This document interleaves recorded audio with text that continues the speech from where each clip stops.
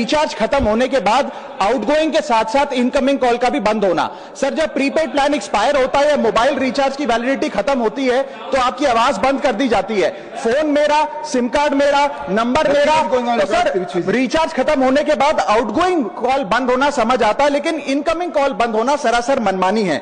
Sir हमारा mobile number आज हमारी डिजिटल पहचान बन चुका है। एसेंशियल कम्युनिकेशन जैसे कि UPI payment, banking OTP, train ticket OTP, PAN Aadhaar authentication, interview का कॉल, हॉस्पिटल का कॉल, मां बाप का गांव से कॉल, तमाम चीजें इनकमिंग कॉल और इनकमिंग एसएमएस से आती है और वो इसलिए बंद कर दिया जाता है कि इंसान एक रिचार्ज कराना भूल गया।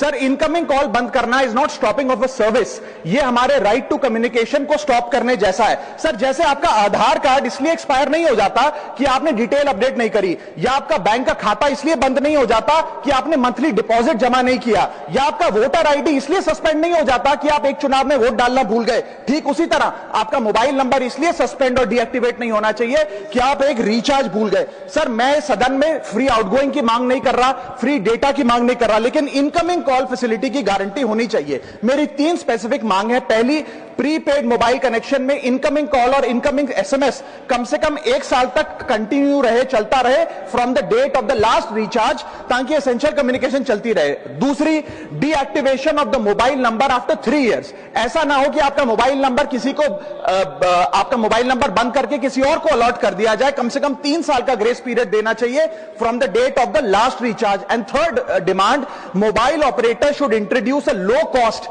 Incoming only plan. वो लोग जो सिर्फ इनकमिंग के लिए फोन रखते हैं उनके लिए, जैसे कि 10 रुपए में 180 दिन की इनकमिंग कॉल की फैसिलिटी, इस प्रकार की स्कीम्स मोबाइल ऑपरेटर को लानी चाहिए। दूसरी समस्या जो प्रीपेड कस्टमर्स फेस करते हैं वो है टेलीकॉम ऑपरेटर का 28 दिन का मंथली रिचार्ज। साल में सर महीने 12 होते हैं, लेकिन 28 दिन की रिचार्ज के माध्यम से 13 टाइम्स रिचार्ज कराना पड़ता है। कैसे सर? 28 दिन into 13 times is equal to 364 days। ये एक बड़ी क्लेवर स्ट्रैटेजी है जिसके चलते आपको फीलिंग 30 दिन की देते हैं, लेकिन आपसे डीलिंग 28 दिन की करते हैं। सर दुनिया में हर जगह बिलिंग साइकिल कैलेंडर मंथ के हिसाब से होती है, 30 या 31 दिन। आपको मंथली सैलरी, लैंडलॉर्ड का रेंट, बैंक की ईएमआई, बिजली पानी गैस का बिल, तमाम चीजें 30 या 31 दिन के महीने के हिसाब से होती हैं। लेकिन ये मोबाइल ऑपरेटर, टेलीकॉम ऑपरेटर 28 दिन के महीने के हिसाब से आपको रिचार्ज प्लान बेचते हैं, ताकि साल में एक अतिरिक्त